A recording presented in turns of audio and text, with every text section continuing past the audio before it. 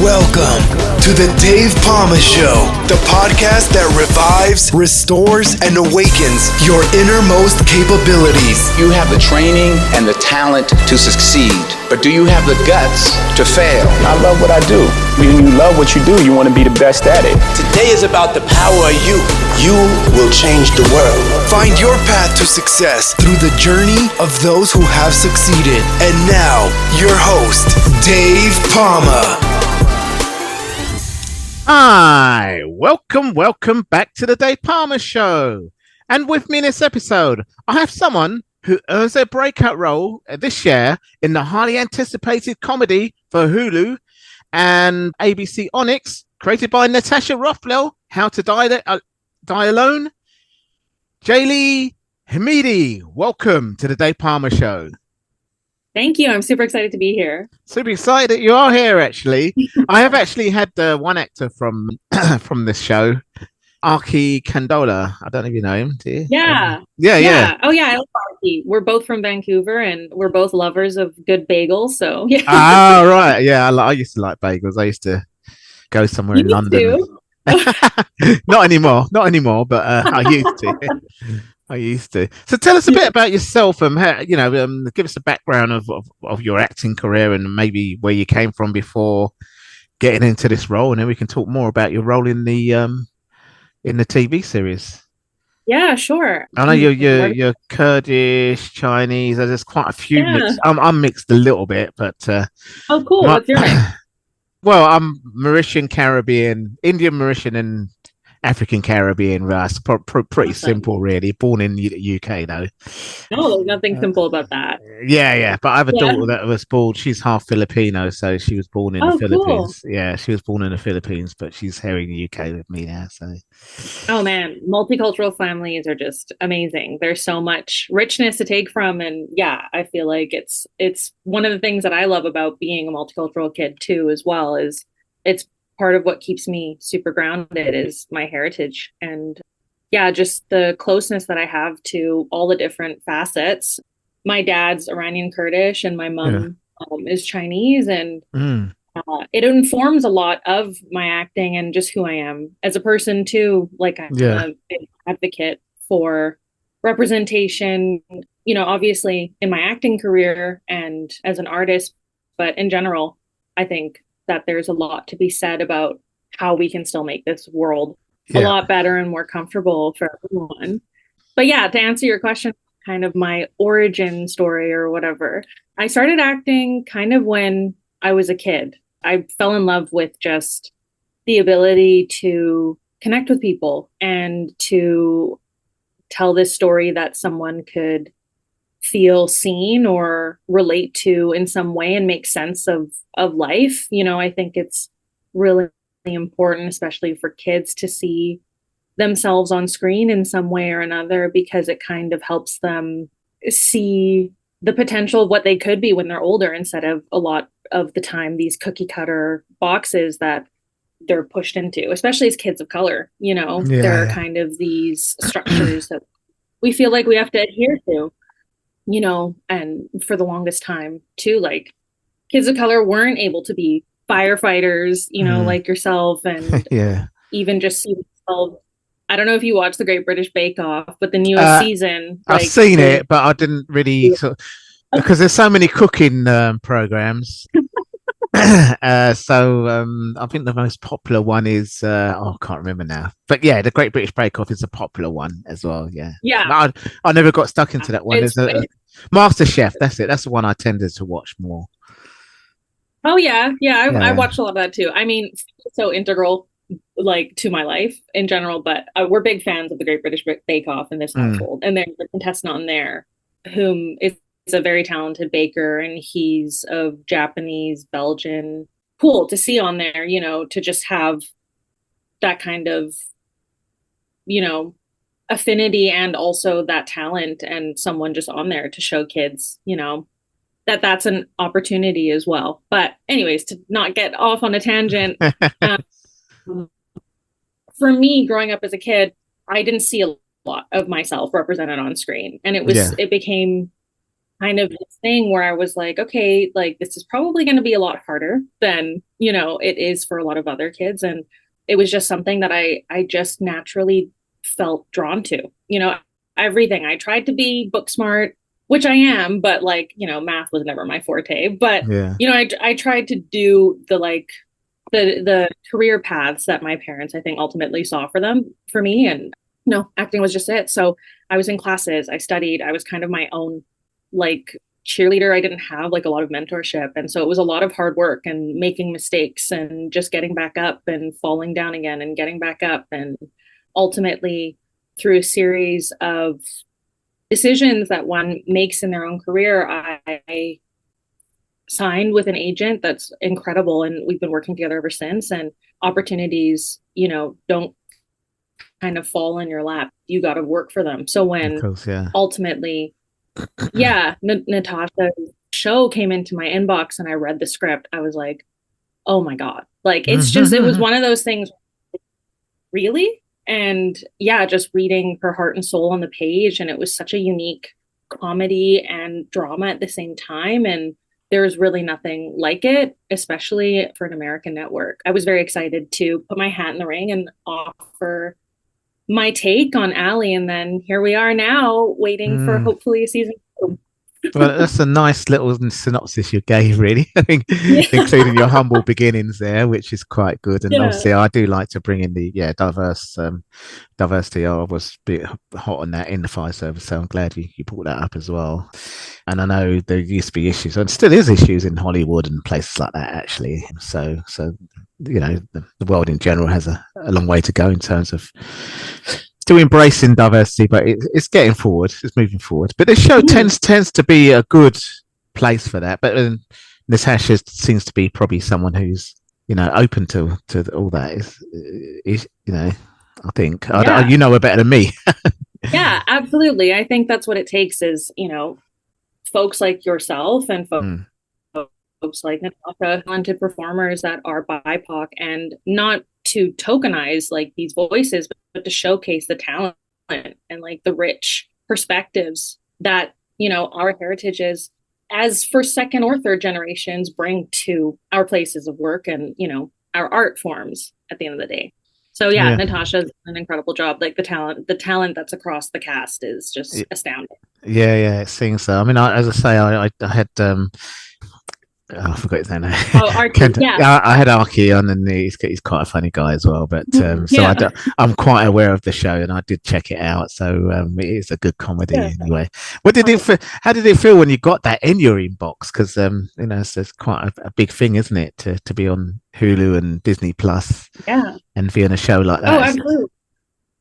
It's it was, I don't know. It was just like that moment where you're like, oh, okay, something, that gets your creative juices flowing immediately. Like, it was very exciting because I've been a massive fan of Natasha from White Lotus and Insecure, and to see her helming her own project and having such a unique perspective and voice and breaking a lot of stereotypes with her role as Mel, and kind of challenging the status quo, but also doing this very deep exploration of what it is, being in your 30s and trying to figure out what's your place in your own life. Like, have you been living authentically, and like, what differences do you need to make? Like, how is your mental health? How is that reflected in your relationships and vice versa? So she tackles a lot of these through comedy, and I feel like that's the best way to tackle a lot of these messages. Humor is great. Humor is great. Yeah, there are other mediums, but humor is a fantastic way. There are other platforms, I should say. Yeah. Okay, well, let's get more into the role then. So you play Alfie, who Allie. Allie. I mean, Alfie is a very cute name. I'd be so. Well, there is a film called Alfie. I don't know why that got into There's my head. There's also a song. A song, yeah. Yeah. So I don't even know why that got into my head. But anyway, you play Allie, who obviously got some complicated issues going on in terms of coming out, but pansexual, and then you told me about the role anyway, and I kind of like just see. Yeah. Yeah, I think it's better that way around. I just read it. Yeah. Yeah. So yeah, Allie meets Mel at the bar that she works at and owns. And at Mel's kind of lowest point, Allie is that stranger in kind that we hope we meet, in general. And we discover that throughout the series that as they build this bond through similar kind of these life changes that they've gone through and reflections on who they are, Allie talks about how, she's had a divorce from her husband and has come out realizing that she's pansexual, and for the longest time didn't live authentically in her own life, and, felt kind of tampered of her potential living in a fruitless relationship. So yeah, they bond, and Allie becomes that voice of reason to Melissa, and we kind of see her also be changed through maybe take more risks as Melissa starts to take more risks as well. That's quite interesting, yeah. And from what I can gather, Allie's kind of the one that's kind of like saying, "Come on, girl, you blah blah blah," like that, giving her the harsh realities of things rather than. So, whereas Mel's kind of like the shoulder, crying on the shoulder of Allie. Is that right? Not in the literally, but that kind of thing. And whereas Allie's saying, "Come on, girl, this is the reality of what's going on." I haven't seen the whole lot of the series, but it kind of it's like exactly it seems like that. Yeah. Yeah. Oh yeah. Okay. Yeah, that compassionate truth, that we need to hear sometimes. Yeah. Fantastic. Is this? I did try to find it, and is this something that's? I'm trying to think of the word now. On demand, you can get it whenever you want, like Netflix. You can just get it on demand. Oh yeah. Yes, all of season 1 is available for streaming on Hulu and Disney Plus, and I'm not sure what it's like in England, Ireland, and Scotland, but I don't know what if you have Hulu over there. I think so. Yeah. I've got a Roku now, so I don't know if. Oh, okay. I think it will still allow me to watch. It will still allow me to watch Hulu anyway. Yeah, but you can. Yeah. You can download the apps. Yeah, Hulu or Disney Plus. Yeah.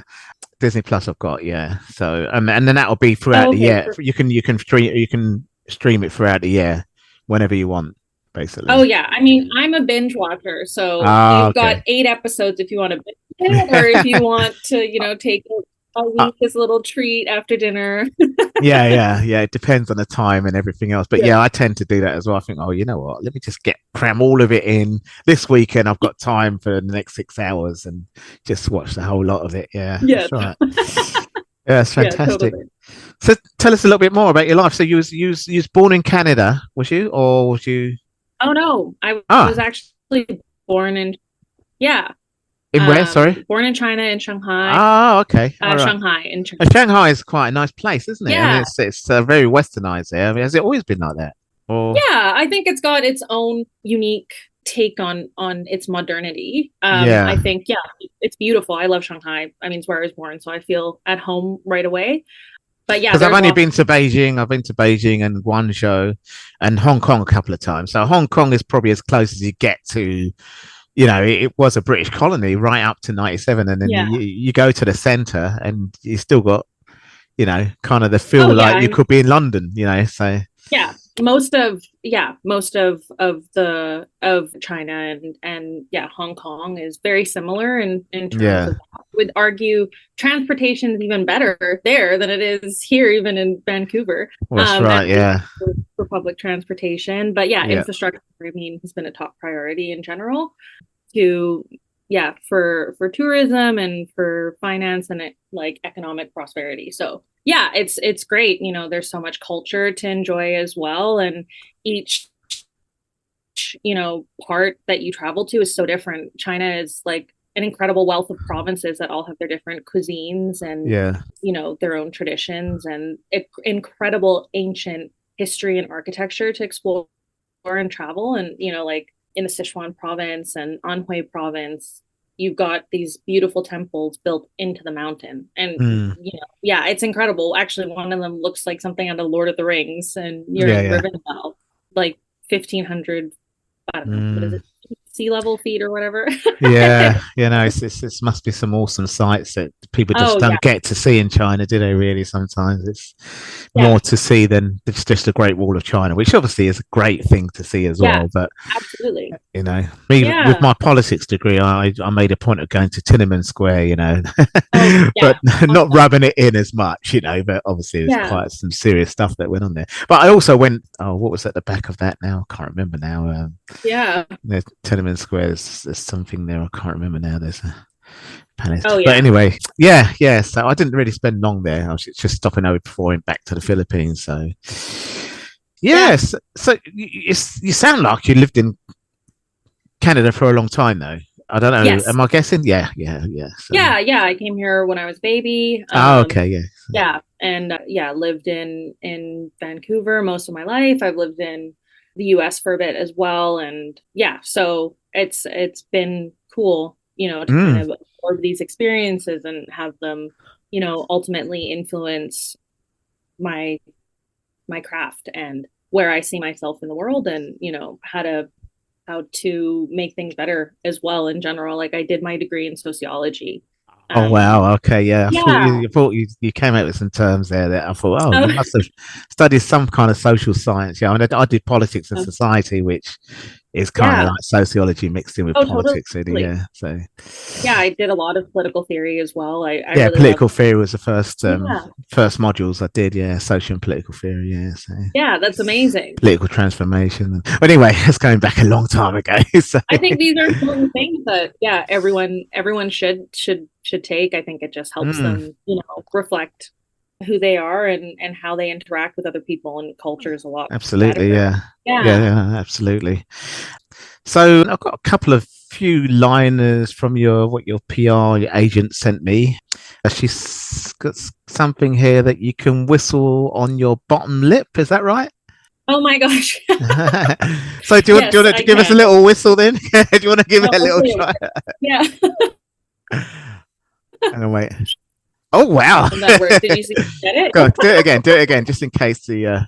Oh, I don't know if it's working, but it worked the first time. Yeah.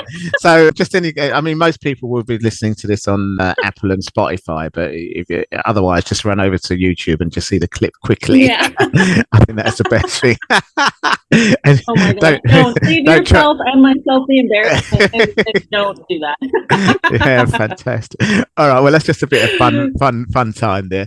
Before we go, tell us what next you've got coming up, and what you hope for the future for yourself, and maybe for well, I'm currently working on a poetry book and a children's book. Oh wow, okay. Yeah, which I'm super excited. Poetry talks about a lot of different things about the human and a lot of it. I lost my dad just a couple of years ago this November, and that was quite a hard traumatic thing as we took care of him over the last 5 years. So a lot of that, and then just I use nature as kind of a mirror reflection on how we Nature's cope with sadness and loss, and also hope, and how we connect with each other and trying to make sense of identity. So that's my poetry, and then my children's book also will be dealing with some fun elements, though, but grief in general. And I do have some project coming out next year that I'm not allowed to talk about. But no, that's right. Very exciting.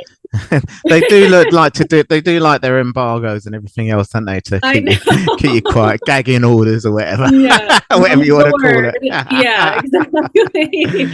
So look out for that. Yeah, I will, and I hope your agent will keep in touch. She sounds like a really nice person who wants to really help. Get some extras my way as well. So I hope she brings you my way again with these new projects. And absolutely, I'd love to chat again. Yeah. Well, it's been a really great pleasure. It's really late here in the UK, so I tend to wind them down a bit early, the podcast episodes. But obviously, sometimes it's nice, short but sweet. Some podcast episodes last only 12 minutes, like that. So I know it's nice. Yeah. It's not a problem. Okay.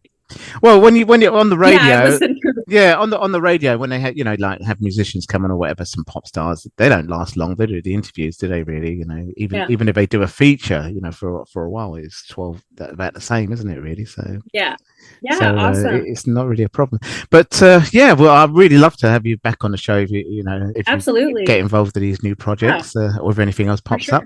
Yeah, but in the meantime, thanks a lot for coming and talking to my audience today in the Dave Palmer Show.